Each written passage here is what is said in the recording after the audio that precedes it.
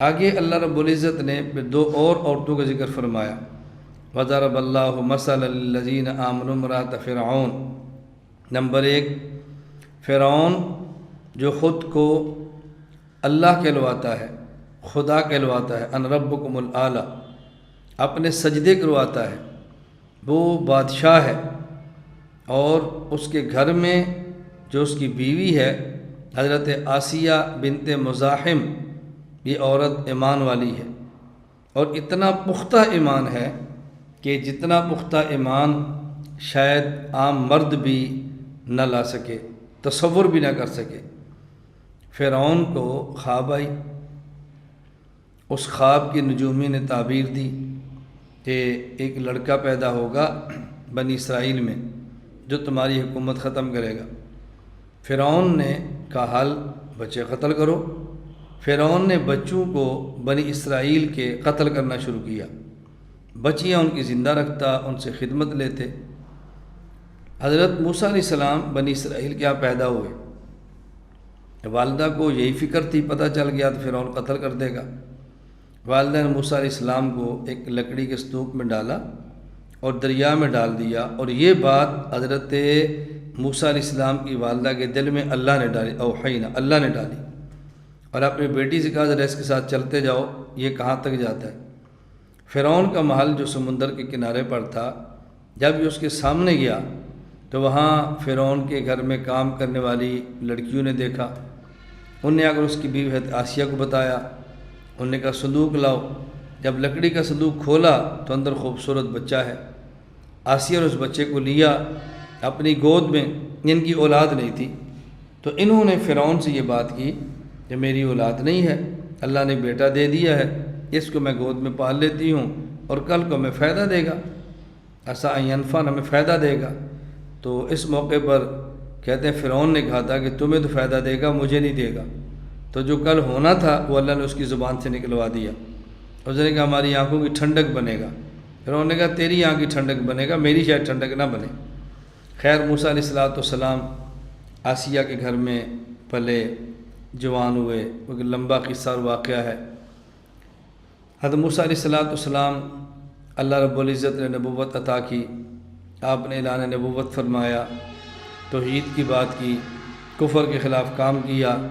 حضرت موسیٰ علیہ السلام پر جس طرح اور لوگ ایمان لائے، اسی طرح فرعون کی بیوی حضرت آسیہ بھی ان پر ایمان لائے۔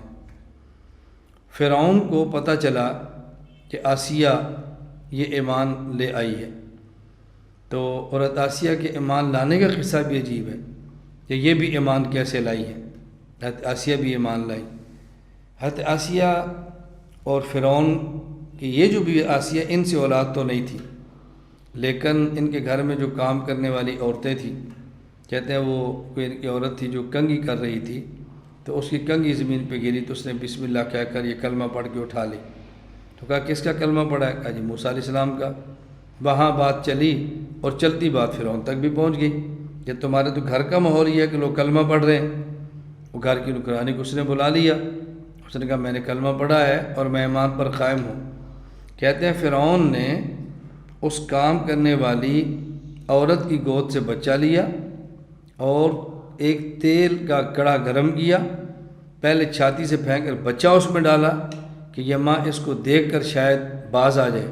بعض روایات میں اس بچے نے اپنی ماں سے کہا کہ میں ماں حق پر ہوں، اللہ نے اس کو قوت گویائی دی، میں حق پر ہوں، تو آپ نے پیچھے نہیں ہٹنا۔ فرعون نے جس طرح بچے کو ڈالا، اس طرح عورت کو ڈالا، وہ عورت اس آگ میں، اس تیل میں بھن کر پکوڑا ہو گئی، لیکن اس نے موسیٰ علیہ السلام پر جو ایمان لائی تھی، کلمہ پڑھا، وہ نہیں چھوڑا۔ جب فرعون کے علم میں یہ بات ہے کہ میرے گھر میں یہ ایمان آ گیا، میرے گھر میں موسیٰ علیہ السلام کا دین آ گیا، اور کون ہے؟ پتہ چلا کہ آسیہ، میری بیوی نے کلمہ پڑھا ہے۔ فرعون نے سمجھایا، حضرت آسیہ نے کلمہ نہیں چھوڑا۔ بالآخر بعض روایات میں ہے کہ فرعون نے حضرت آسیہ کو چومیخا کیل لگائے۔ چومیخا کا معنی ہاتھوں میں کیل اور پاؤں میں کیل، اور اس کیلوں کے ساتھ گاڑ دیا، پھر تاکہ یہ اپنے ہاتھ پاؤں نہ ہلائے، پھر اس کے جسم پہ بھاری پتھر رکھا، اور فرعون نے بے حد ظلم کیا۔ حضرت آسیہ یہ سارے ظلم سہتی رہی، لیکن انہوں نے موسیٰ علیہ السلام کا کلمہ نہیں چھوڑا۔ اور حضرت آسیہ علیہ السلام نے اللہ سے دعا کی، اے اللہ رب ابن لی عندک بیتا فی الجنہ، اے اللہ مجھے جنت میں گھر دے دے، ونجنی من فرعون وعملی، مجھے فرعون اور اس کے کرتوتوں سے نجات دے دے، ونجنی من القوم الظالمین، اے اللہ ظالم قوم سے مجھے بچا لے۔ تو کہتے ہیں حضرت آسیہ کا جنت کا محل اللہ نے دنیا میں ان کو دکھا دیا تھا۔ حضرت آسیہ نے ظلم سہتی رہی، برداشت کرتی رہی، لیکن انہوں نے حضرت موسیٰ علیہ السلام کا ساتھ نہیں چھوڑا اور کلمہ ہرگز نہیں چھوڑا۔ اپنی زندگی کھپا لی ہے، اپنے جسم کو کٹوا لیا ہے، لیکن کلمہ نہیں چھوڑا۔ اللہ رب العزت نے دنیا میں صلہ دیا کہ جنت کا محل دنیا میں دکھایا، اور آخرت میں اللہ صلہ کیا دیں گے؟ حضرت آسیہ بنت مزاحم جنت میں حضور اکرم صلی اللہ علیہ وسلم کی حلیہ ہو۔ تو جس طرح قربانی دی ہے بادشاہ کی، اللہ نے شاہوں کے شاہ نبی کریم صلی اللہ علیہ وسلم کی زوجیت میں ان کو بھجوا دیا ہے۔ تو حضرت آسیہ نے مشقت برداشت کی، تکلیف برداشت کی ہے، لیکن انہوں نے موسیٰ علیہ السلام کا دامن نبوت نہیں چھوڑا۔ یہاں دو باتیں سمجھ آتی ہیں۔ نمبر ایک، اگر عورت دین پر عمل کرنا چاہے، وہ فیصلہ کر لے کہ میں نے دین پہ عمل کرنا ہے، تو بڑی سے بڑی طاقت اس کو دین پر عمل کرنے سے نہیں روک سکتی۔ آج ہمارے ہاں بعض بچیاں پردہ کرنا چاہتی ہیں اور کہتی ہیں میرے گھر کا ماحول میرا ساتھ نہیں دیتا، گھر کا ماحول میرے ساتھ نہیں ہے، اور چھوٹی چھوٹی بات پہ پردہ چھوڑ دیتی ہیں۔ بچی فیصلہ کر لے کہ میں نے پردہ کرنا ہے، گھر والے چاہیں تب بھی کرنا ہے، نہ چاہیں تب بھی کرنا ہے، شوہر چاہے تب بھی کرنا ہے، نہ چاہے تب بھی کرنا ہے، کچھ دن مشقت اٹھانی پڑے گی، بالآخر اللہ رب العزت معاملہ آسان فرما دیں گے اور گھر کے ماحول کو سازگار بنا دیں گے۔ اور اگر خدا نہ خواستہ موت تک گھر سازگار نہ بھی ہوا، پھر بھی کیا فرق پڑتا ہے؟ دنیا کی چند دن کی مشقت برداشت کر لے تو اللہ رب العزت آخرت کی نعمتوں سے دامن کو بھر دیں گے انشاءاللہ۔ اسی طرح اور بہت سارے معاملات ہیں یہ جس میں ہماری خواتین الجھن کا شکار ہوتی ہیں۔ اس واقعہ سے پتہ چلا عورت اگر شریعت پر عمل کرنا چاہے تو شریعت پہ عمل کر سکتی ہے۔ دوسری بات اس سے جو پتہ چلا وہ یہ کہ جب بطور خاص عورت دین پر عمل کرے اور مشقت ہو، تکلیف ہو، حالات گھر کے مخالف ہوں اور اس پر ڈٹی رہے، اللہ رب العزت اس کو ثابت قدم فرماتے ہیں، ایمان کو پختہ کرتے ہیں، اللہ مشقتیں آسان کر دیتے ہیں، اور اللہ رب العزت قلبی اطمینان کے لیے کوئی بشارات کا راستہ بھی کبھی ایسا اس کے سامنے رکھ دیتے ہیں کہ ان بشارات کی وجہ سے وہ مزید پختہ ہوتی ہے۔ جیسے آسیہ اللہ نے بشارت کا سلسلہ رکھا، دنیا میں جنت کا محل دکھایا، تو آسیہ اس پر مزید پختہ ہو گئی ہیں اور مزید ثابت قدم ہوئی ہیں۔ تو ان مشقتوں نے ان کو موسیٰ علیہ السلام کے دین سے پھیرا نہیں ہے، بلکہ ان کو دین پر مزید ثابت قدم فرمایا ہے۔ حضرت آسیہ نے اتنی بڑی قربانی دی ہے۔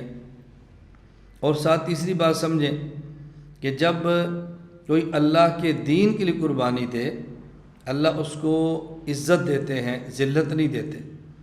اللہ اس کو امر کر دیتے ہیں، اللہ اس کو اچھی شہرت دیتے ہیں، بری شہرت نہیں دیتے۔ اللہ اچھی شہرت دیتے ہیں، اللہ اس کو قلبی اطمینان اور سکون عطا فرماتے ہیں، اور بعد والی نسلوں میں کام کرنے کے لیے وہی عورتوں کے لیے مثال بن جاتی ہے۔ میں نے خود اس کا مشاہدہ کیا کہ غالباً 1994 یا 93 کی بات ہے۔ 1994 میں افریقہ کے ملک ہے ملاوی، میں وہاں گیا اور وہاں ایک خاتون علماء سے بات کر کے کسی مسئلے پر مجھ سے رہنمائی لینے کے لیے آئیں، پردے میں بیٹھ کے انہیں بات کی۔ مجھے تعجب ہوا، اس ملک میں رہنے والی عورت، ملک کافروں کا، اور وہاں رہنے والی عورت، انہوں نے کہا جی میں یہاں اس ملک میں رہ کر بھی الحمدللہ شرعی پردہ کرتی ہوں، پردے کا پورا اہتمام کرتی ہوں۔ الجھن یہ ہے کہ شوہر نماز بھی نہیں پڑھتا، الجھن یہ ہے کہ شوہر شراب پیتا ہے، الجھن یہ ہے کہ شوہر بے دین ہے، الجھن یہ ہے کہ شوہر میرے پردے کو پسند نہیں کرتا، تو دعا کریں کہ اللہ تعالیٰ میرے شوہر کو ہدایت عطا فرما دے، اور یا اللہ تعالیٰ مجھے ثابت قدم فرمائے اور میں اس پہ ڈٹی رہوں، اللہ میرے لیے دین پہ چلنا آسان فرما دے۔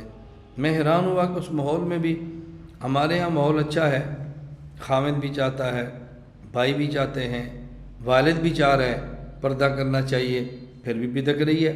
وہاں خاوند چاہ رہے نہ کرے وہ پھر بھی پردہ کر رہی ہے۔ تو جب اللہ زندگی بدلتا ہے تو ایسے ہو جاتا ہے۔ ساؤتھ افریقہ 1994 میں جانا ہوا تو اس وقت ایک گھر میں ہمارا قیام تھا۔ اس گھر کا ہم نے عجیب ماحول دیکھا کہ جو شادی ان نے کی ہے وہ ارینج میرج نہیں ہے، لو میرج ہے، لیکن جب خدا نے زندگی بدلی، شوہر نے داڑھی رکھ لی، بیوی نے پردہ کر لیا، بچوں کو مدرسے میں داخل کروا دیا، اپنے گھر کا ٹی وی بند کر دیا، اور جب ہم وہاں تقریباً ایک ہفتہ ٹھہرے تو ہم نے عجیب منظر دیکھا کہ کپڑے صاف ہیں ہمارے، گندے بھی نہیں ہوتے، لیکن وہ خاتون اپنے شوہر سے کہتی کہ مولانا صاحب سے کہیں کہ روز کپڑے تبدیل کیا کریں، کبھی جب گندے نہیں ہیں، ماحول بہت اچھا ہے، نہ روز تبدیل کریں، کیا ہوگا 2 دن بعد بدل لیں گے۔ انہوں نے کہا نہیں، میری خواہش ہے کہ آپ ہمارے ہاں آئے ہیں اور شاید دوبارہ نہ آ سکیں، تو میری خواہش ہے کہ میں کسی عالم کے ہر روز یہ کپڑے دوں تاکہ مجھے اس خدمت کا اللہ اجر عطا فرمائے، اور عالم کی خدمت کی برکت سے اللہ ہماری اولاد کو عالم بنائے۔ اس وقت ان کے بچے چھوٹے تھے، مدرسے میں داخل ہوئے، علماء کی خدمت کا نتیجہ دیکھیں، آج انہی کے بچے بحمدللہ تعالی عالم بن چکے ہیں۔ اور شادی کس ماحول میں ہے، زندگی کیسی ہے، اور تبدیلی کیسے آئی۔ تو جو میں اصل واقعہ سنانا چاہتا ہوں، ان کے شوہر نے کہا کہ ہمارے گھر میں آج ایک بحث چل رہی ہے، اور بحث یہ ہے کہ ہمارے یہاں پہلے ٹی وی تھا، ہم نے بند کر دیا ہے، ٹیلی ویژن ہم استعمال نہیں کرتے، اب میں یہ کہہ رہا ہوں کہ اس ٹیلی ویژن کو بیچ دیں، گھر میں نہ رکھیں۔ ہماری بیوی کہتی ہے کہ نہیں، گھر میں نہ رکھیں یہ تو ٹھیک ہے، لیکن بیچ دیں یہ ٹھیک نہیں ہے، اس ٹی وی کو توڑ دیں۔ میں کہتا ہوں بیچ دیں، میری بیوی کہتی ہے توڑ دیں۔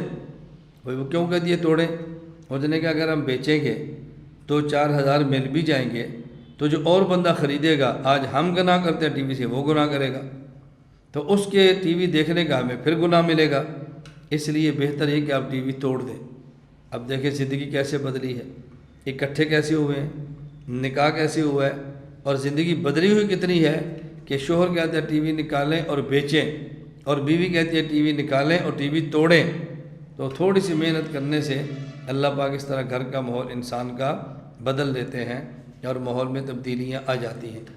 تو حضرت آسیہ کا ماحول بالکل مخالف تھا، لیکن آپ نے دین پر عمل کر کے دکھایا ہے۔ لا الہ الا اللہ، لا الہ الا اللہ، لا الہ الا اللہ، ما لنا رب سواه۔